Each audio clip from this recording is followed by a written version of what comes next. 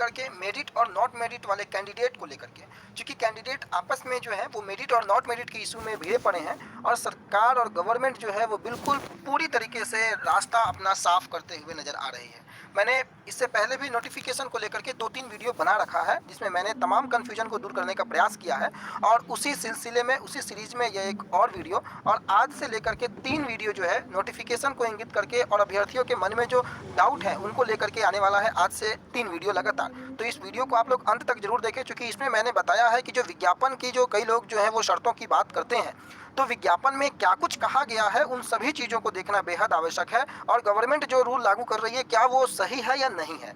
विज्ञापन का हवाला दे करके अगर आप यह चाहते हैं कि विज्ञापन के कुछ शर्तों को मान करके बाकी सारी शर्तों को छोड़ दिया जाए, तो कम से कम सारी शर्तें जो विज्ञापन में दी हुई हैं उन सभी को एक बार देखना आवश्यक है। आप सबों को पता है कि एनसीटीई का हवाला जो है वो लगातार गवर्नमेंट दे रही है कि एनसीटीई के अकॉर्डिंग ये है, एनसीटीई के अकॉर्डिंग लाइफ टाइम वैलिडिटी है, और कई लोगों ने उसको चैलेंज करते हुए कोर्ट में भी वो मामला गया है एनसीटीई को चैलेंज करते हुए। लेकिन क्या एनसीटीई की बातें अगर गवर्नमेंट कर रही है, कई लोग यह बात जरूर उठाते हैं कि एनसीटीई जो है वो 9, 10, 11, 12 के लिए वैलिड नहीं है, वो 1 to 8 के लिए वैलिड है। तो उन सभी चीज़ों को जो है इसमें एक्सप्लेनेशन के साथ समझाने का प्रयास करूंगा, और आपसे रिक्वेस्ट होगा कि चैनल को सब्सक्राइब करें, वीडियो को अंत तक देखें, क्योंकि 3 वीडियो जो है वो आज से आने वाले हैं और ऐसे ऐसे टॉपिक्स पे वीडियो होंगे जो कि केवल नोटिफिकेशन को फोकस में करके बनाया गया है, क्योंकि कंफ्यूजन जो बना हुआ है। और वीडियो बनाने का मुख्य उद्देश्य है यह बताना कि आप मेरिट में थे या नॉट मेरिट में थे, फर्क नहीं पड़ता है। गवर्नमेंट आपके साथ जो खेल रही है आप उस खेल को समझें, और आज भी समय है कि एक होकर के एक प्लेटफॉर्म पर आए। वीडियो बनाने का उद्देश्य यही है ताकि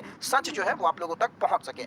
वीडियो शुरू करते हैं। और विज्ञापन पर भारी पड़ेगा एनसीटीई, मैंने ये टॉपिक रखा है, और मेरिट नॉट मेरिट दोनों कैंडिडेट जो हैं इस वीडियो को आप लोग अंत तक जरूर देखें। देखिए, सबसे पहले मैं आपको बताता हूं कि नोटिफिकेशन में ही कई तरह की बातें जो हैं वो कही गई हैं। वो क्या बातें हैं वो मैं आपको सबसे पहले नोटिफिकेशन को और लेकर के चलता हूं, उसके बाद बाकी चीज़ों को लेकर के मैं आगे बात करूंगा। ये नोटिफिकेशन है, चूँकि ज़्यादा नोटिफिकेशन में अभी जो चर्चाएँ हैं वो कंडिका 2 और कंडिका 12 की है, लेकिन कंडिका 2 और कंडिका 12 के अलावे भी कई कंडिकाएँ जो हैं, कई शर्तें जो हैं वो विज्ञापन में ऑलरेडी पहले से दी गई हैं। उन शर्तों में मुख्य रूप से एनसीटीई को लेकर के आज हम लोग फोकस कर रहे हैं कि एनसीटीई का हवाला जो गवर्नमेंट दे रही है कि हाँ भाई एनसीटीई के अकॉर्डिंग जो है वैधता लाइफ टाइम बढ़ी है, इसलिए हमने 2011 वालों को भी बढ़ाया है, और साथ ही साथ एसटीटी 19 के कंडीशंस को भी हम लोगों ने बदला है। क्योंकि शिक्षा मंत्री के बयान को आप अगर देखेंगे, लगातार उनके द्वारा जो बयान दिया गया है या सरकार की तरफ से किसी भी ऑफिशियल्स की तरफ से अगर बयान दिया गया है, तो एनसीटीई जो है वो प्रमुखता के साथ, क्या एनसीटीई का काट हाईकोर्ट निकाल पाएगा, यह सबसे बड़ा सवाल। क्या विज्ञापन में एनसीटीई की बातें कही गई थी? क्या बिहार सरकार एनसीटीई को फॉलो करता है एसटीटी में? इन सभी बातों को लेकर के आप लोगों के मन में कंफ्यूजन है। पिछले दिनों आरटीआई के माध्यम से भी कई लोगों ने सवाल जानने का या जवाब जानने का प्रयास किया कि क्या एनसीटीई के माध्यम से एसटीटी को लेकर के कोई पत्राचार हुआ है या नहीं हुआ है। जवाब को लेकर के भी कई लोग अपने अपने कयास लगाए, लेकिन एनसीटीई को लेकर के नोटिफिकेशन में जो चर्चाएं हैं और गवर्नमेंट के ऑफिशियल्स लेटर्स में जो चर्चाएं हैं, साथ ही साथ जो नोटिफिकेशन के साथ अधिसूचनाएं जो भी शिक्षा विभाग के माध्यम से निकलती हैं पूर्व में, उनमें क्या चर्चाएं, सभी चीज़ों को लेकर के हम लोग चलेंगे। वीडियो को बनाने के लिए काफ़ी समय लगा है, इसलिए वीडियो को आप लोग जो है अगर पसंद आए तो एक लाइक जरूर करें। देखिए, सबसे बड़ी बात है कि आप 7th जो कंडिका है, 7वां का आप यहाँ पर अंगा नंबर पे आइए, और इसमें देखिए, इसमें स्पष्ट रूप से जो है एनसीटीई का हवाला देते हुए विभागीय अधिसूचना संख्या 1142, ये आपका नोटिफिकेशन ही है, 1/7/2019 के आलोक में यहाँ पर देखिए, राष्ट्रीय अध्यापक शिक्षा परिषद मान्यता मानदंड तथा क्रियाविधि, इस लाइन को बड़ा ध्यान से पढ़िएगा आप लोग। राष्ट्रीय अध्यापक शिक्षा परिषद यानी कि ये एनसीटीई की ही बातें कर रहा है ये नोटिफिकेशन में 7 का अंगा नंबर पॉइंट, कि एनसीटीई की मान्यता मानदंड और क्रियाविधि विनियम 2014 के तहत इंजीनियरिंग से स्नातक जिसमें विज्ञान एवं गणित की विशेषज्ञता हो तथा बीएड की अर्हता धारण करते हो, वैसे अभ्यर्थी पेपर 1 के तहत इसमें शामिल होने के पात्र थे। ये खबरें यहाँ पर आई थी नोटिफिकेशन के समय में ही। अब नोटिफिकेशन यह बात को तो प्रमाणित करता है कि शिक्षा विभाग और बिहार सरकार एसटीईटी में एनसीटीई को फॉलो कर रहा है, उनकी मान्यता को, उनके मानदंड को, उनकी क्रियाविधि को। और इस आधार पर कई लोग जो कि इंजीनियरिंग से स्नातक थे जिसमें विज्ञान और गणित की विशेषज्ञता थी तथा बीएड की अर्हता धारण करते थे according to guidelines of NCTE, उसके अकॉर्डिंग ये लोग एलिजिबल थे, और इन लोगों ने एसटीईटी 2019 में अपीयर ही किया, और केवल अपीयर ही नहीं किया, इन लोगों ने एग्जामिनेशन को क्वालिफाई करके आज क्वालिफाई के लिस्ट में है, और कल कई लोग जो कि मेरिट में थे उनमें भी ऐसे लोग शामिल हैं। मेरे बताने का उद्देश्य क्या है वो थोड़ी देर बाद समझ में आएगा। मैं सबसे पहले आपको लेकर के चलता हूं 1142 अधिसूचना क्या है। 1142 अधिसूचना शिक्षा विभाग की तरफ से जिसके अकॉर्डिंग एनसीटीई का हवाला दे करके इन सारी बातों को किया गया था, आपको मैं उस 1142 अधिसूचना पे भी लेकर के चलता हूं। सबसे पहले आप यहां पर देखें, यह अधिसूचना है शिक्षा विभाग की तरफ से, जो कि छठे चरण में निकल करके आई थी। और मुख्य रूप से इसी का हवाला देते हुए आपको वहाँ पर जो नोटिफिकेशन एसटीईटी 19 की जारी की गई थी, उसमें इसके एक पॉइंट को, एक बिंदु को शामिल किया गया था, जो कि एनसीटीई की मान्यता, मानदंड और क्रियाविधि, ये तीनों को आप जरूर ध्यान रखेंगे। आगे मैं आपको स्पष्ट करूंगा। यहाँ इसका 8 नंबर पॉइंट पे आ जाइए आप। 8 नंबर पॉइंट पे देखिए, बाकी चीज़ों को आपको देखने की आवश्यकता नहीं है। देखिए यही 8 नंबर पॉइंट, ये अधिसूचना आपको मैं बताता हूँ कब का है। ये अधिसूचना है, आप जाकर के भी देख लेंगे, 1/7/2019। इसी के आलोक में बातें कही गई थी कि 1/7/2019 में जो अधिसूचना, अभी मैंने नोटिफिकेशन में आपको पढ़ के दिखाया कि 1/7/2019 की चर्चाएं थी। और ये नोटिफिकेशन आपको देख सकते हैं राज्यपाल के आदेश से अरशद फिरोज, उप सचिव शिक्षा विभाग पटना, 1/7/2019 में। और यह नोटिफिकेशन आप देखिए 1142, इसी की चर्चाएं आपके एसटीईटी 19 के नोटिफिकेशन में की गई है। इसमें क्या कहा गया है 8 नंबर पॉइंट पे आप देखिए, और इसी के 8 नंबर पॉइंट को जो है उठा करके नोटिफिकेशन में डाला गया है।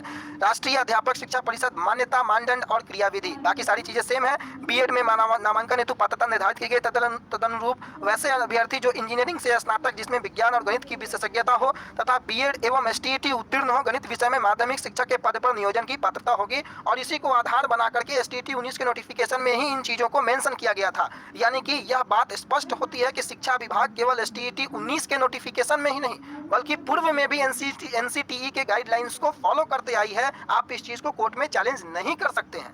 मेरा यह समझाने का मतलब है, मेरा यह बताने का उद्देश्य है कि बिहार सरकार जो एसटीईटी 19 के जो नोटिफिकेशन निकाली थी, उसमें कई लोगों ने एनसीटीई के गाइडलाइंस और एनसीटीई की मान्यताओं के आधार पर एसटीईटी 19 में वो अपीयर हुए हैं, वो क्वालिफाई हुए हैं और कल को वो मेरिट लिस्ट में भी थे। ऐसे कई लोग हैं। तो आप एक तरफ एनसीटीई के गाइडलाइंस और एनसीटीई का आप लाभ उठा करके किसी भी एग्जामिनेशन में अपीयर होंगे और दूसरी ओर आप उसका विरोध भी करेंगे, तो यह दोहरा मापदंड नहीं चलेगा कोर्ट में।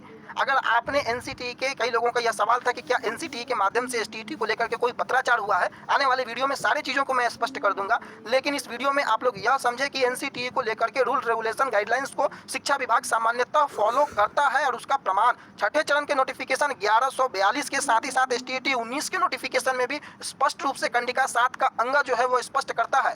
और एक और जो अभ्यर्थी एनसीटीई के मान्यताओं का लाभ उठा करके क्वालिफाई और मेरिट लिस्ट या क्वालिफाई हो जाता है और उसके बाद अगर एनसीटीई को ही अगर वो चैलेंज कोर्ट में जाकर के करे, तो ये दोहरा मापदंड कहां तक सही है? शिक्षा विभाग एनसीटीई को फॉलो करता है या नहीं करता है? आपने इस चीज का मैंने आपको प्रमाण दे दिया। और यह प्रमाण केवल नोटिफिकेशन 19 के साथ ही नहीं, मैंने पूर्व में भी 6th फेज की भी नोटिफिकेशन 1142 2019 में जो निकाली गई थी, उसमें भी मैंने आपको एनसीटीई का प्रमाण दे दिया। अब मैं आपको 2 और इमेज से आपको मैं रूबरू करवाता हूं, जो कि आपके लिए जाननी बेहद आवश्यक है। ये देखिए, 1 मिनट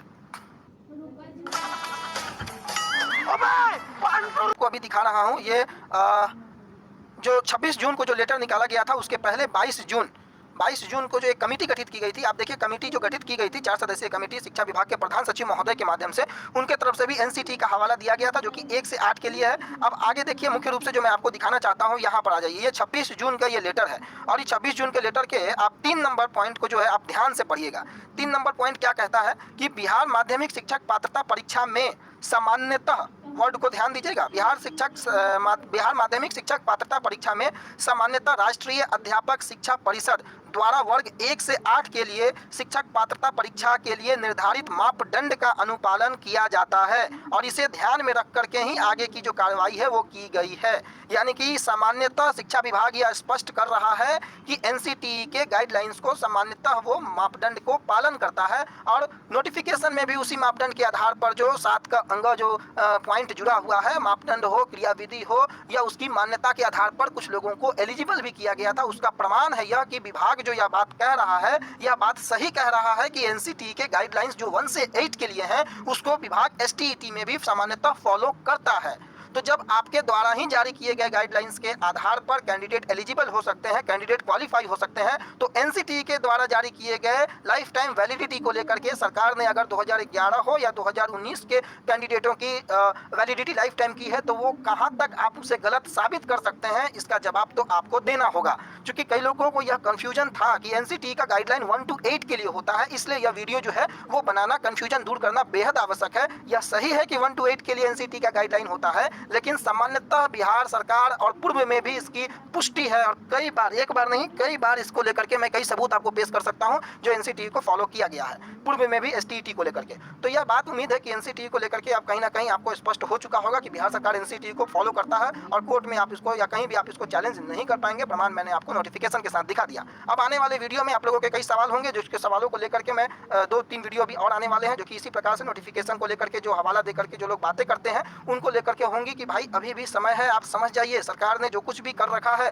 उसको लेकर के जो प्रामाणिकता आपके पास अगर है तो आप उस प्रामाणिकता के साथ जब आप सामने आइए। अदरवाइज किसी भी तरीके से अभ्यर्थियों को गुमराह करने का प्रयास न किया जाए, अभ्यर्थियों को एकजुट करने का प्रयास किया जाए ताकि सरकार से अपनी मांगों को लेकर के, क्वालिफाई अभ्यर्थियों की मांगों को लेकर के, ज्वाइनिंग को लेकर के बातें हो सके, सर्टिफिकेट को लेकर बातें हो सके। क्योंकि आप किसी भी मोड़ पर जाकर के क्वालिफाई को बाहर नहीं कर पाएंगे। यह बातें सरकार ने लगातार कही हैं और सरकार ने स्पष्ट किया है कि जो मेरिट लिस्ट बना था वो नियुक्ति का मेरिट लिस्ट नहीं था। तो उम्मीद होगा कि अभी भी जो लोग इस उहापोह में हैं कि वो मेरिट लिस्ट नियुक्ति का मेरिट लिस्ट था और विज्ञापन क्या कहता है, तो विज्ञापन में एनसीटीई का भी हवाला है। तो आप खुद तय करें कि क्या सही है क्या गलत है, कमेंट करके बताएं, अपनी राय दें। बाकी जैसा होगा अगली वीडियो में फिर मुलाकात होगी। वीडियो काफी लंबा बन गया इसलिए वीडियो को यहीं पर अब स्टॉप किया जाए। धन्यवाद।